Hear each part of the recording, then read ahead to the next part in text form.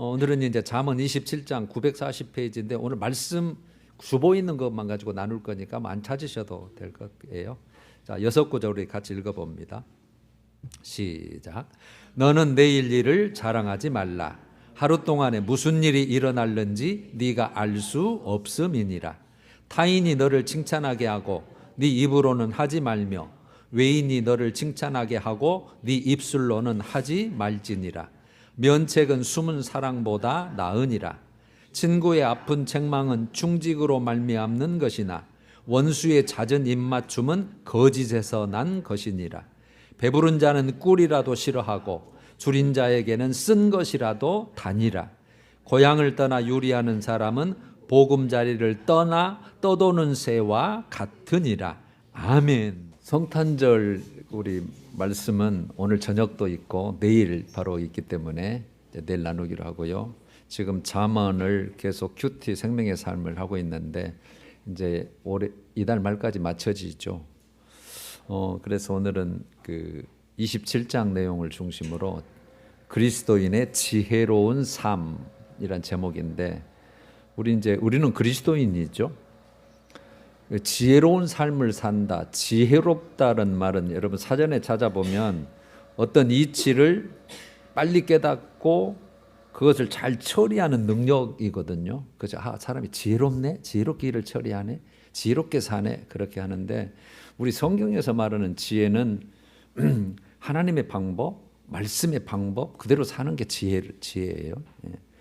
그래서 오늘 그 잠언은 어차피 지혜서예요. 우리에게 지혜를 가르치는 말씀인데 그 중에 오늘은 그 몇 가지를 나누는데 세 가지 교훈이 오늘 나올 거예요. 그래서 세 가지 교훈을 기억하면 되는데 여러분 성경에서 지혜를 따라 산다. 그러니까 지혜롭게 산다는 것이 하나님의 백성으로서는 가장 큰 기쁨입니다. 그게 가장 큰 복이고 그렇게 산다는 게 결국은 또 하나님의 은혜고요. 그래서 지혜를 따라 산다, 지혜롭게 산다는 것은 하나님의 백성으로서 거룩한 삶을 살고 있다는 뜻이에요. 거룩하게 하나님의 뜻대로 살고 있다. 그래서 그게 복이고 기쁨이고 하나님의 은혜인데 지혜롭게 따라 산다는 것은 또 하나님의 거룩한 나라 백성이잖아요. 우리가 그렇게 합당하게 사는 자란 뜻이에요. 합당하게. 그리스도인답게 사네, 하나님의 백성답게 사네, 하늘로 올라갈 자로 그렇게 사네. 그러니까 어떻게 보면 온전한 하나님의 사람인 증거예요. 이게 증거. 지혜롭게 산다는 그 모습 자체가 하나님의 사람 맞네. 내가 그 보증의 그런 뜻이에요. 자, 오늘은 이제 6구절인데 1절. 너는 내일 일을 자랑하지 말라. 하루 동안에 무슨 일이 일어날는지 네가 알 수 없음이라. 하루 동안에 무슨 일이 일어날는지 네가 우리 사람이죠. 이거는 인간의 한계성을 말해요. 유한성이죠. 예측할 뿐이지 우리는 보장을 못 하잖아요, 사실은. 그래서 인간의 한계를 말하는 건데 여기서 내일 일을 자랑하지 말라 할 때 내일은 24시간 후에 잠자고 난 내일을 말하는 것이 아니라 그것도 포함하지만 장래일을 말하는 거예요. 장래일. 1년 뒤, 10년 뒤 뭐 나 노년 돼서 어떻게 되겠다 뭐 이런 거. 그거 자랑하지 말라는 거예요.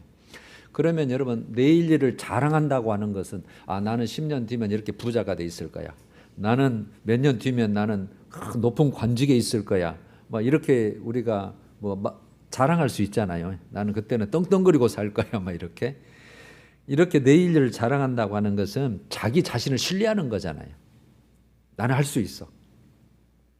그래서 내가 할 수 있다고 하는 그 어떤 일의 결과를 가지고 그 영광을 드러내고자 하는 사람의 속성이죠. 누군가나 가지고 있는 거죠. 그리고 내가 내일 일을, 장래일을 내가 자랑할 수 있다고 하는 것은 어떻게 보면 하나님을 떠나서 내가 스스로 주인이 돼서 내가 판단하고 내가 결정해서 할 수 있는 거잖아요. 그런데 여러분 이건 성경에서 하지 마라 그러잖아요. 그건 타락한 본성의 인간이고 교만한 것이고 요게 여러분 유사한 게 야고보서 4장에 나와요.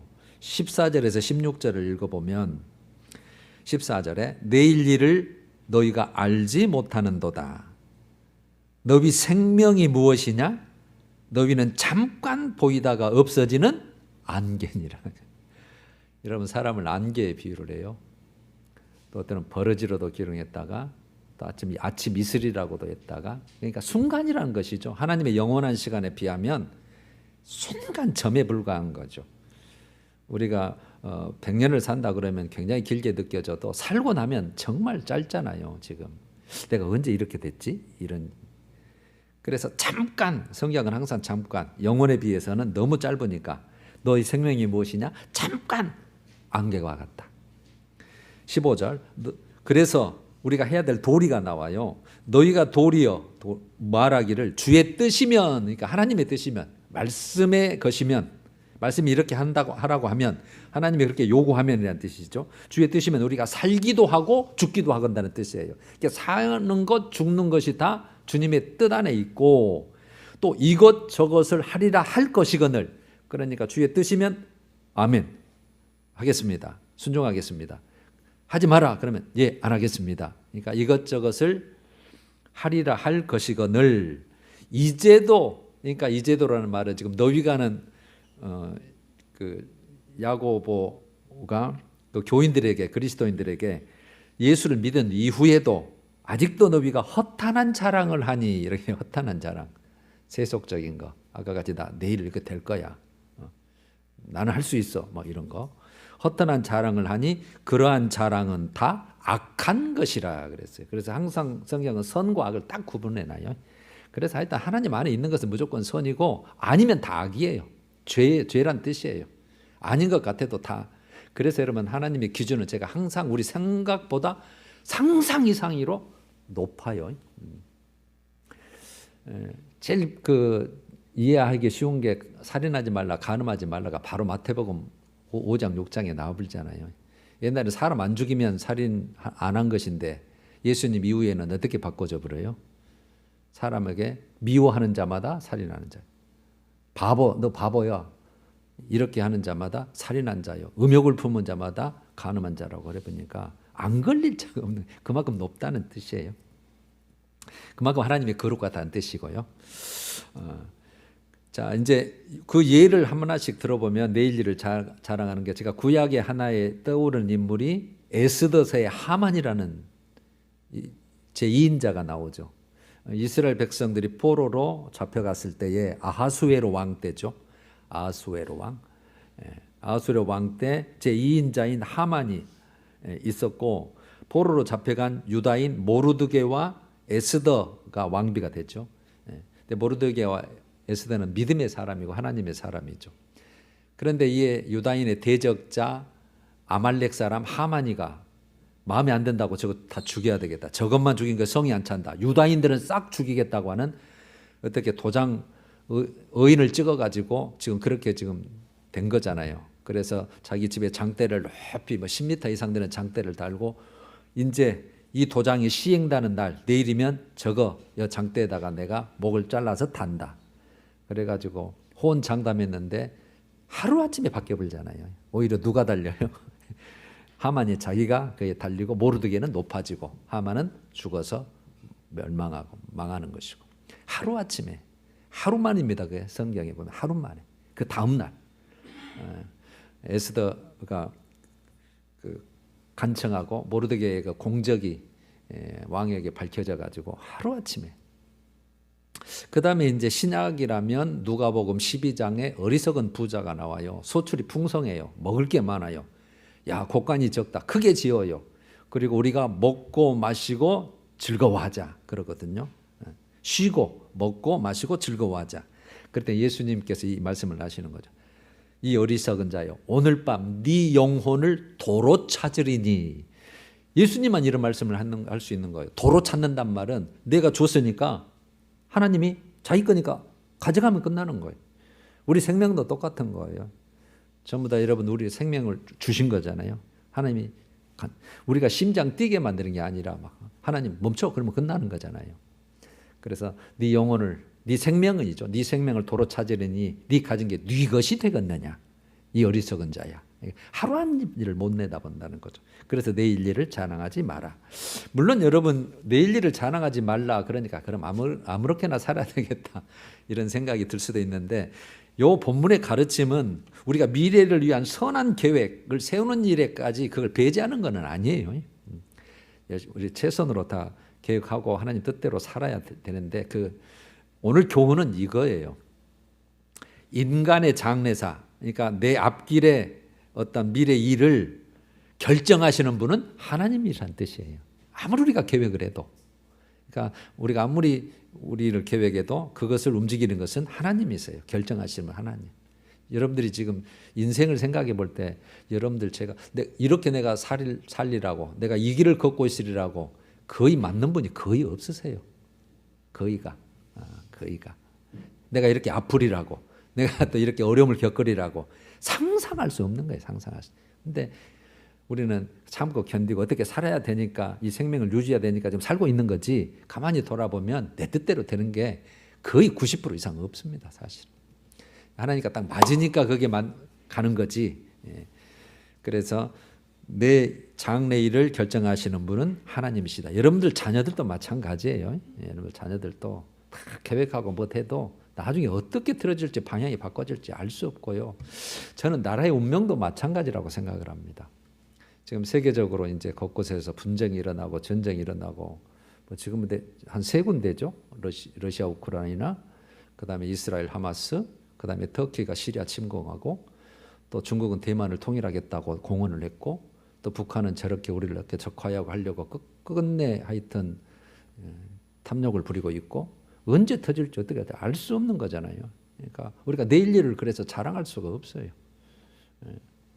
10년 뒤를 어떻게 보장할 수가 없다고요. 더 평안할 수도 있고 아니면 더 뒤집어져서 더 혼란할 수도 있고 어쩔 수 없습니다.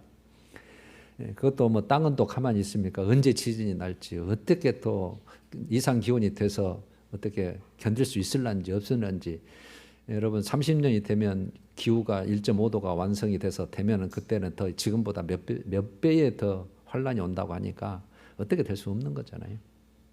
그래서 내일 일은 자랑할 수 없어요. 그래서 다 이제 하여튼 하나님이 결정하시는데 우리가 해야 될 일은 이거예요. 지금 현재 우리가 내 주어진 삶 그것을 감사하는 마음으로 이거 감사하는 마음으로 그걸 일단 그래 버리면 그거는 우리가 최선을 할 수 없으니까 그냥 가정 일이든 어떤 직장 일이든 또 세상 일이든 또 주님의 일이든 하여튼 그 주어진 삶에 대해서 감사한 마음으로 그 할 일에 최선을 다하는 거예요. 그리고요 그 결과는 누구에게 맡겨요? 하나님께 맡기는 거예요. 최선을 다하는 게 우리 몫이에요. 그다음에 하나님께 맡기는 거예요. 이걸 다시 표현해 보면 내 한계를 인정하는 거예요. 내 한계를. 내가 아무리 그렇게 잘 살고 싶고 떵떵거리고 하고 살고 싶어도 이거 내 뜻대로 안 된다. 이거 나는 한계성이 있다. 내 마음대로 안 되는 거다. 내 인생이. 그래서 그 겸허히 하나님을 의지하는 거예요. 겸허히 하나님을 의지하고 그래서 현재 일에 충실해요. 최선을 다하고 모든 것은 생사화복의 주권자이신 하나님께 맡기는 거예요. 그래야 우리가 원망하고 불평하고 지난주에 우리가 그 악인의 형통 부러워하지 말아야겠잖아요. 그거요. 그 끝점은 오히려 형통 때문에 예수 믿으라기도 안 믿습니다. 하나님대로 안 삽니다. 그거 누리려고. 그러니까 그 끝은요. 우리 뻔한 거예요. 우리는. 그래서 우리는 그렇게 살 자가 아니니까 하여튼 하나님 의지하고 하나님께 맡기는 인생. 요게 여러분 아까 우리 1절이죠. 1절 내용의 교훈이에요. 그 다음에 이제 다음에 두 번째 2절. 타인이 너를 칭찬하게 하고 네 입으로는 하지 말며 외인이 너를 칭찬하게 하고 네 입술로는 하지 말지니라. 강조죠. 2번 똑같이 강조한 거예요. 타인이나 외인은 나 외에 다른 사람을 말해요. 다른 사람이 나를 자랑하게 하고 칭찬하게 해라는 거예요. 네 입으로, 네 입술로, 네가 스스로. 그러니까 한마디로 자화자찬이죠. 자화자찬. 자기를 막 높이고 막 자랑하고 자화자찬. 여러분 네 입술로 하지 마라. 네 입으로는 하지 말라. 이 말은 네 자신의 너 삶의 일이나 업적이나 네 능력 남보다 출중할 수 있잖아요. 업적도 그렇고 능력도 그렇고 일하는 것도 그렇고 그걸 네 자신이 주관적으로 판단하지 마라. 객관적으로 평가를 봐. 객관적인 판단에 귀 기울여라는 뜻이잖아요. 독일에도 속담이 이런 속담이 있답니다. 자화자찬은 악취를 풍기고 자기가 자랑하는 거는 악취를 풍기고 친구의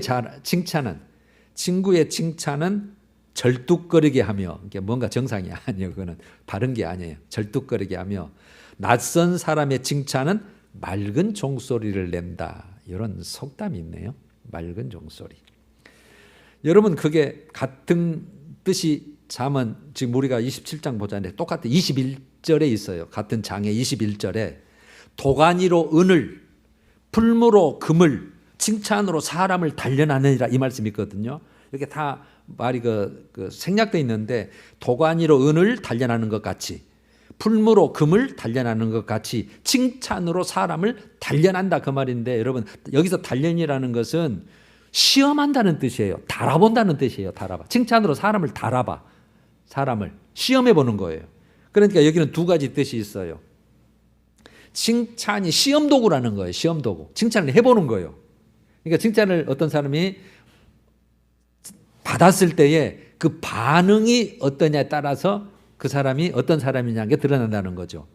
그러니까 무지한 자나 귀가 얇은 자는 칭찬 구하겠잖아요. 칭찬을 받기를 막 원하겠잖아요. 그 받으면 마음이 부풀어. 그래 맞아. 나는 이렇게 받을 만해. 막 그래서 막 이렇게 부풀어 오르는 거죠. 막 대단한 것처럼 별것도 아닌데.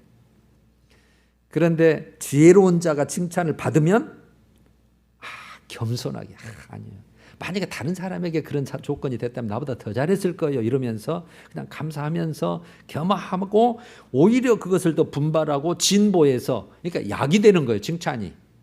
아까 반대로 귀 얇은 자나 무지한 자는 독이 되는 거예요. 되게 칭찬을. 그때는 기분이 좋겠지만. 그래서 시험독으로 칭찬이 쓰이고 또 하나는 누구를 칭찬하느냐에 따라서 그 사람이 그 품성이나 인격이 가려진다는 거죠. 누구를 칭찬하느냐. 그러니까 예를 들면 부도덕한 자는 어떤 부도덕한 일을 저질렀어요. 그런 사람을 칭찬해. 자기가 코드가 맞으니까. 그 정도 괜찮아. 요즘 뭐 정치권에서 뭐 그런 일이 다 이랬잖아요. 그런 일 가지고 막. 부도덕한 일에 칭찬을 하고 탐스러운 자는 부자를 막 부러워하면서 부자를 칭찬해. 그런 것처럼. 경건한 자는 누구를 칭찬하겠어요? 지혜롭고 하여튼 하나님 안에 있고 그래서 뜻대로 산 자를 칭찬해. 이렇게처럼 누구를 칭찬하는 것에 따라서 그 사람이 가려지고 그 다음에 칭찬을 받았을 때에 어떤 모습인가. 그게 약이 되는 사람. 그러면 여러분 여기서 이제 교훈을 얻어보면 답이 딱 고린도 후서 10장 17절에 나와 있더라고요. 신약 고린도 후서 10장 17절에 자랑하는 자는 주 안에서 자랑할지니라. 주 안에서예요. 주님 안에 있어야 돼. 주 안에서. 그래 놓고 18절에 옳다 인정함을 받는 자는 자기를 칭찬하는 자가 아니요 오직 주께서 칭찬하시는 자니라. 이렇게 됐어요. 누가 칭찬해야 된다고요? 주님이. 그러면 여러분 아까 그거다가 이거다가 합해보면 진짜 옳다함을 인정함을 받는 자는 다른 사람이 칭찬을 해야 다른 사람이 친구도 아니고 전혀 모르는 사람이 며칠 겪어보니까 몇 사람 겪어보니까 또 몇 시간 같이 이렇게 또 해보니까 와 다르네. 그러니까 그리스도인들은 어느 누구를 만나도 예수 믿는 사람 맞죠? 이렇게 해야 맞아요. 당신도 예수 사람 믿어요? 이렇게 하면 안 돼 이제. 뭔가 다르거든. 말하는 게 다르고 손해 있는데도 자꾸 베풀고 섬기고 그냥 친절하고 뭔가 다르거든요. 다른 사람이 칭찬한 거예요. 이게 그 다음에 그것을 궁극적으로는 하나님이 칭찬해야 진짜 칭찬이에요. 하나님이. 그래서 우리가 항상 하나님 앞에 인정받고 칭찬받아야 된다는 삶. 그런 자가 지혜롭게 사는 자예요. 지혜롭게 사는 자. 자 이제 세 번째로 5절에서 8절은 이제 같은 내용이에요. 5, 6, 7, 8이 5절 면책은 숨은 사랑보다 나으니라 이래놨잖아요. 면책 숨은 사랑 이렇게 대비를 해놨는데 면책은 여러분 면전이라는 뜻이에요. 얼굴 면자 얼굴 앞에서 책망하는 거예요. 면전에서 책망해. 뒤에서 책망하고 그런 게 아니라 이렇게 공개적으로 드러내놓고 꾸짖는 걸 말해요. 공개적으로 진짜 잘못에 대해서 꼭 고쳐야 되니까 바르게 돼야 되니까. 그래서 그러면 숨은 사랑은 뭐냐면 그 잘못을 덮어주는 행위를 말하는 거예요. 좋은 게 좋은 거 아니에요? 그냥 뭐 싫은 소리 할 필요가 뭐 있어? 그래갖고 덮어주는 거예요. 그러면 여러분 이건 더 큰 올무에 빠뜨릴 수 있거든요. 우리들은 그게 앞으로. 그러니까 바늘도둑이 소도둑 된다고 그게 뭐 지금은 괜찮잖아 뭐 우리 피해도 없고 그게 그런 것이 아니라 그게 덮어주면 더 큰 올무에 빠질 수 있는데 여러분 어떤 것이 진정한 사랑인가라는 것을 질문하는 내용이거든요. 진짜 그 사람에 대해서 네가 어떤 게 덮어주는 게 사랑이냐? 진짜 그분을 생각하는 거냐? 그러니까 상대방의 비난, 반발을 우려해서 사실은 진정한 유익을 외면하는 거잖아요. 아니면 좀 반발하고 좀 그 비난이 있더라도 좀 분위기가 그렇더라도 그 사람을 생각해서 해주는 거냐. 그게 6절이에요. 6절 봐요. 친구의 아픈 책망은 아파요. 아프게 찌르는 거예요. 그러니까 꾸지람이니까. 친구의 아픈 책망은 충직으로 말미암은 것이나 원수의 잦은 입맞춤은 거짓에서 난 것이니라. 그러니까 충직, 진정한 사랑과 우정을 말하잖아요. 진정으로 사랑해. 잘 돼야 되겠어. 지혜롭게 살게 해야 되겠어. 그래서 그 우정을 가지고 진짜 싫은 거지만 그 사랑하는 마음으로 하는 거예요. 여러분 충고는 그렇게 하는 거예요. 비난으로 하는 게 아니고 화가 나서 못마땅하니까 하는 거 아니에요. 그거는 100% 화살로 돌아옵니다. 더 나쁘게 되는 거거든요. 근데 진짜 막 내가 비난을 감수하고라도 그냥 조심스럽게 하는 거예요. 그런데 거기에 원수의 잦은 입맞춤은 거짓말. 여기 입맞춤은 사랑의 표현이거든요. 이렇게 볼을 비비는 걸 입맞춤이라고. 또 뭐 물론 입도 달 수 있지만 사랑과 친밀의 표현인데 친구의 아픈 책망 충직으로 하는 것은 사랑하는 자가 주는 상처는 신뢰할 만한 유익이 있는 반면에 원수의 잦은 입맞춤은 거짓에서 난 거겠잖아요. 근데 입맞춤도 두 가지예요. 진실한 입맞춤이 있고 위선된 입맞춤이 있어요. 성경에서도 진실한 입맞춤은 요나단과 다윗이 진실한 입맞춤이에요. 사실은 둘이 가까워지면 이거는 왕의 후보감이고 요거는 하나님이 세우려는 왕감이니까 서로 대결해야 되는 관계인데 정말 믿음 안에서 형제처럼 우정을 나눠요. 아버지는 죽이려고 그러고 아들은 살리려고 그러고 요나단은. 그래서 사무엘상 20장 41절에 입맞춤이라는 용어가 나오는데 서로 어쩔 수 없이 아버지의 그 죽이려는 그 살해 위기를 하면서 헤어지면서 입맞추고 했다는 거가 있거든요. 그런데 여러분 위선의 입맞춤이 나와요. 다윗의 아들 첫 번째 아들 압살롬 반역을 일으키려고 아버지 그 자리에 앉아보려고 백성들을 이제 그 성문에서 앞에서 되게 재판을 하거든요. 애지간한 재판은. 그러면 딱 왕자가 앉아 있으니까 백성이 이제 딱 출입을 하면 백성이요 무슨 일로 왔느냐? 아 제가 이런 일 때문에 재판을 받았습니다. 그럼 딱 입을 맞춰 입맞춤이라는 게 나와요. 그럼 왜 그럴까요? 자기 편 만드는 거예요. 자기가 왕 되려고 자기를 추천하려고. 그래서 사무엘하 15장 5절에 이스라엘 사람의 마음을 훔치니라 이렇게 표현되어 있어요. 그래서 결국은 반란이 일으키잖아요. 그러니까 똑같은 입맞춤도 위선의 입맞춤. 그러니까 그 사람에게 어떻게 독이 되는 입맞춤이 있고 선이 되는 입맞춤이 있는 거예요. 요걸 9절에서는 이렇게 표현을 했어요. 기름과 향이 사람의 마음을 즐겁게 하나니. 맞죠? 기름 감람류, 향은 아주 귀한 것이고 좋은 것이니까 몸에도 좋고 아주 유익한 것이니까 사람의 마음을 즐겁게 하는 것처럼 친구의 충성된 권고가 이와 같이 아름다우니라. 충성된 권고가 이와 같이 아름답다.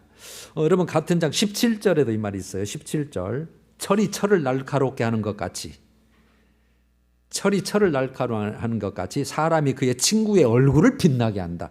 친구의 얼굴, 친구의 인격을 빛나게 한다. 친구의 그 지혜를 더 빛나게 한다는 뜻이니까 그러니까 유익이 있는 거죠. 그러면 여러분이 철이 철을 날카롭게 하는 서로 부딪혀요. 강한 것과 강한 것이 부딪혀서 서로 날카롭게 연말을 한다는 뜻이에요. 이게. 그러니까 서로 부딪혀서 고통이 있죠. 부딪히니까 아픔이 있고 수반이 있고 그 아픔을 수반하는 거죠. 그래서 아까 같이 그 친구를 아프게 하는 그 책망은 일어났잖아요. 그 똑같은 뜻이에요. 그런 것처럼 그것은 지혜롭게 하고 또 인격을 더 성숙하게 한다. 잠언 28장 다음 장 3절에도 이게 나왔죠.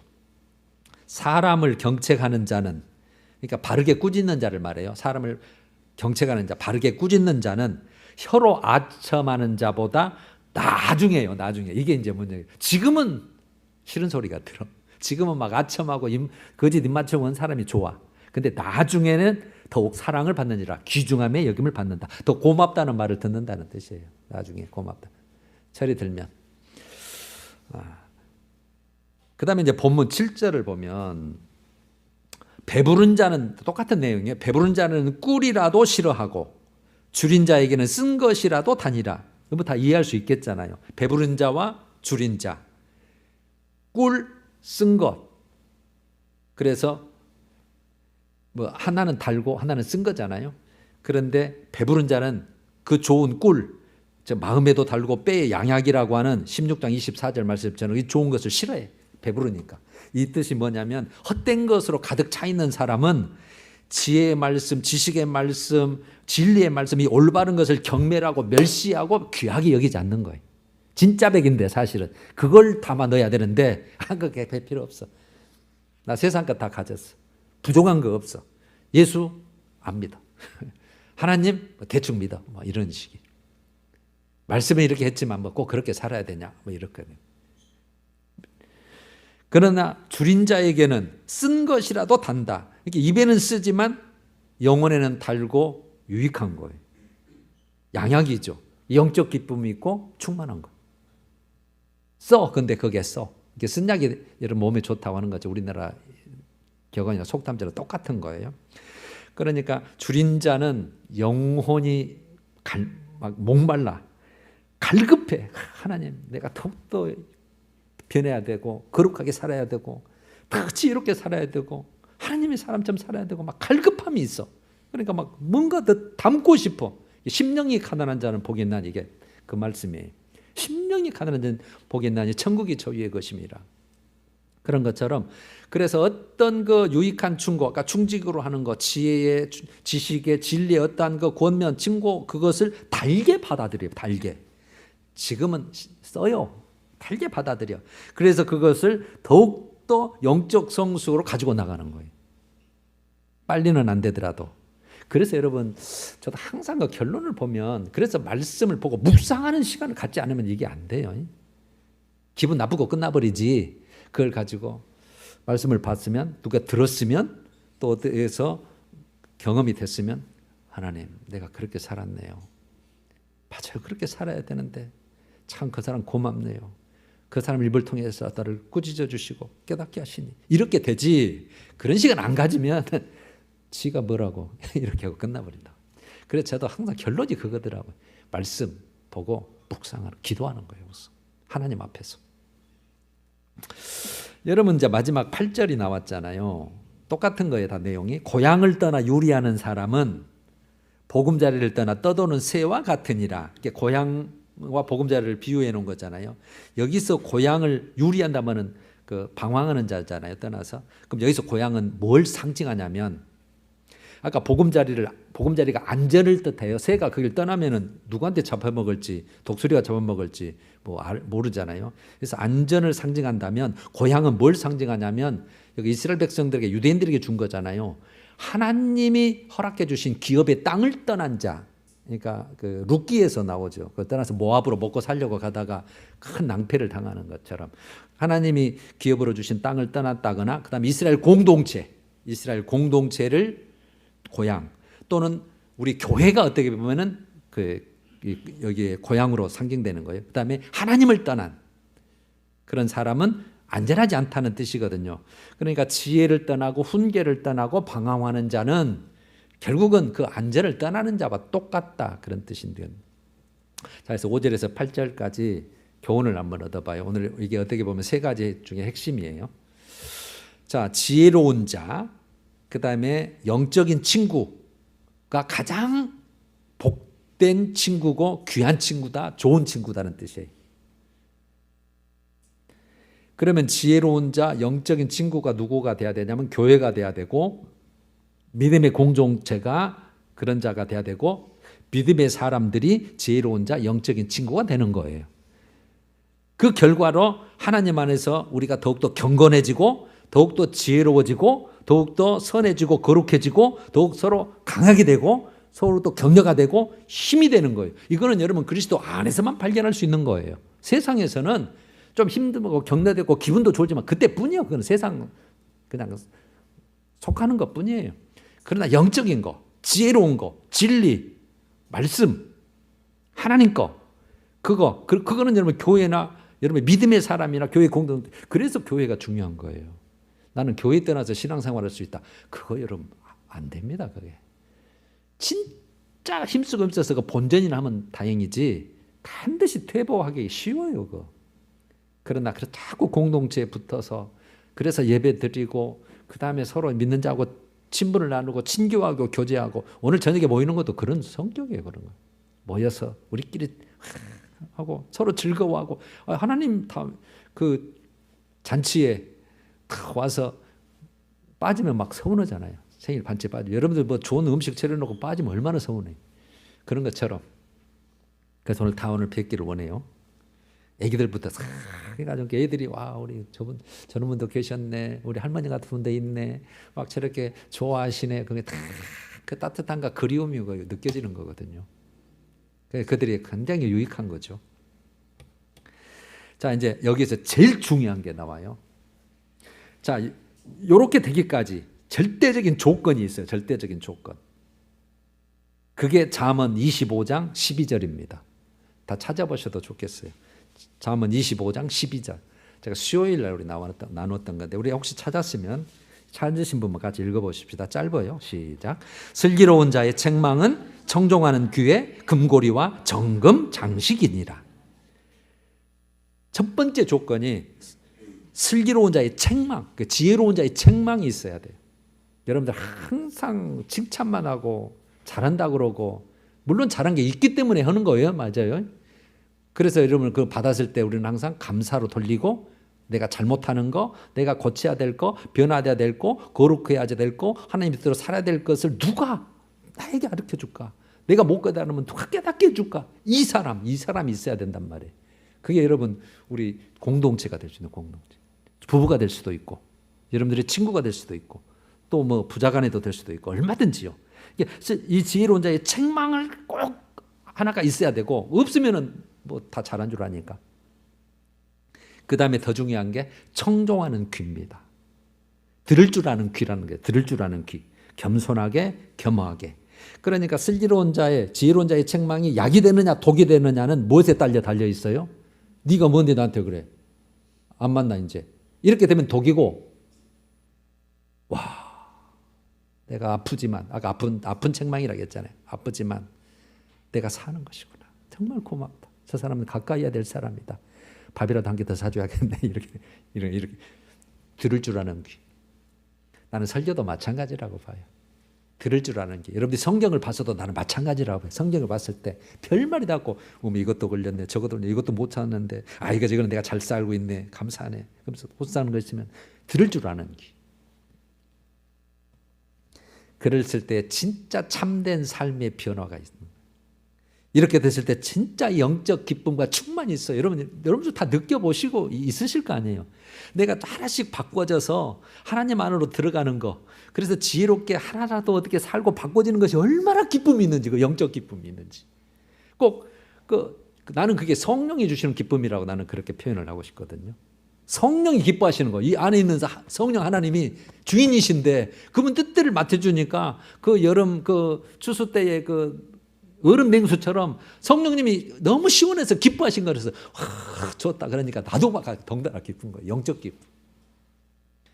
그래서 여러분 그리스도인들은 항상 기쁨이 충만한 거예요. 그렇게 사는 자는 이런 기쁨, 이런 충만함. 그러니까 이제 하나님 빨리 복 뵙고도 싶고 하늘이 소망도 되고 막 하나님이 나를 살리려고 오셨는데 오늘 저녁 내가 축하를 안 할 수가 없지. 우리 공동체와 함께 그냥 기쁨을 안 나눌 수가 없지. 막 이런 게 되는 거예요. 여러분 우리는 이제 끝날까지 그래서 생명의 말씀, 하나님의 말씀, 그 영적인 권면, 교훈 책망이라 할지라도 항상 무슨 귀로? 열린 귀로. 그래서 예수님도 그 계시록에서 귀 있는 자는 들을지어다. 성령이 하시는 말씀을 들을지어다. 성령이 귀 있는 자는 영적 귀, 들을 줄 아는 귀를 말하는, 이게 가장 중요해요. 자, 오늘 이제 세 가지 나눴잖아요. 잊으셨겠지만 다시 한번 제가 하나 둘 세 가지죠. 첫 번째는 1절 가지고 우리 맡은 삶에 최선으로 감사하면서 최선으로 충실하게 사는 거예요. 그게 일단 우리가 하실 일이에요. 그리스도인들은 게으르면 안 돼요. 그게 죄예요. 그래서 미루거나 안 해도 되지, 이게 아니에요. 해야 될 수 있는 것은 최선으로 하는 게 그리스도인의 성실한 충성을 다하는 삶이에요. 주님의 일이나 가정일이나 직장일이나 다 마찬가지예요. 그리고 앞길은 누구에게 맡겨요? 하나님께 맡기는 거예요. 어떻게 되든 그건 하나님께 맡기는 거예요. 그래서 우리가 칭찬을 받게 되거나 인정은 누구에게 받아야 되는 거예요? 다른 사람에게 받고 진짜 베기는 하나님께 받는 거예요. 하나님께. 그게 두 번째였어요. 두 번째. 그 다음에 오늘 가장 중요한 거, 여러분 인생에는 지혜롭게 책망하는 자, 고면하는 자가 꼭 있어야 되고, 여러분도 되셔야 되고, 자녀들한테 꼭, 여러분들 자녀들한테 누가 하겠어요? 여러분들 외에는 누가 하겠냐고. 먼저 본을 보이면서 이렇게 산다는 것을 보여주면서, 그렇게 안 사니까, 저희들은 경험도 적고 아직 믿음이 없으니까, 적으니까 자꾸 그렇게 권면하는 거예요. 나중에 보면 다 저도 커서 보면 그게 그 말이 맞거든요. 성경 말씀이 맞으니까. 그리고 가장 중요한 거, 이거는 아무도 안 되지만 우리 가장 자신에게 중요한 거, 듣는 귀, 들을 줄 아는 귀, 청종하는 귀라 그랬죠. 청종하는 귀. 그래야 우리가 지혜로운 삶을 사는 자고, 영적인 충만함에 있는 자고, 결국은 생명의 길로 우리가 인도함을 받는 거예요. 그렇게 사는 자. 할렐루야. 이 잠언이 그래서 지혜서예요. 너무 좋은 말씀이 너무 많아가지고 뭐 이것도 좋고 저것도 좋고 이게 별로 안 귀중한 것 같은데, 제가 오늘 그 세 가지를 그래서 나와 본 거예요. 이제 잠언이 월말까지니까 이제 한 번 더 있겠네요. 자, 우리 찬양하십시다. 483장. 구름 같은 이 세상 모든 부귀영화 나는 분토와 같이 내어버린다. 뭘 사모하게? 천국만 사모하기 때문에. 이런 자가 지혜로운 자입니다. 1, 2절. 구름 같은 이 세상 모든 부귀영화 나는 분토와 같이 내어버리고서 오직 천국의 복을 사모하며 사니 구원받은 내 이름 기억하옵소서. 주가 나의 이름 보좌 앞에 놓인 어린 양 맹명책에 기록하옵소서.